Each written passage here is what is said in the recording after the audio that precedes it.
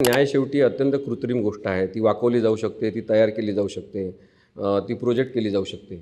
आणि म्हणून न्यायाधीश जे असतात त्यांनी त्यांच्यासमोर जे काही कागदपत्र दाखल झालेले आहे, त्यांच्यासमोर साक्षी पुरावे आलेले, त्याच्या पलीकडे जाऊन काहीतरी विचार करण्याची क्षमता ठेवली पाहिजे, तर न्याय होऊ शकतो.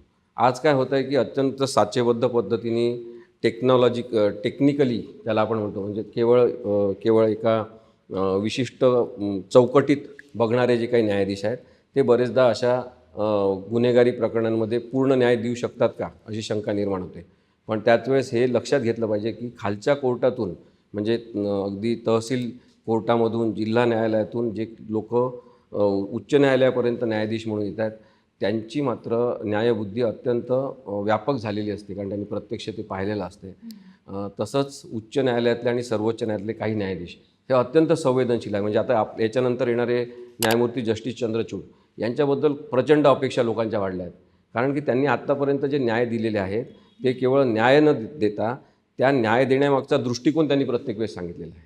म्हणजे आता परवा पण त्यांनी सांगितलं की स्त्री पुरुष समानतेशिवाय कायद्याचं क्षेत्र हे परिपूर्ण होऊ शकणार नाही. आता असा विषय आणि अशा पद्धतीने मांडणं ही त्यांची जी हातोटी आहे, त्यामुळे मला असं वाटते की अगदीच अन्यायाचं राज्य येईल असं काही कधी शक्य नाही. न्याय थोडाफार अडखळू शकतो, पण न्यायाला कोणी थांबवू शकत नाही.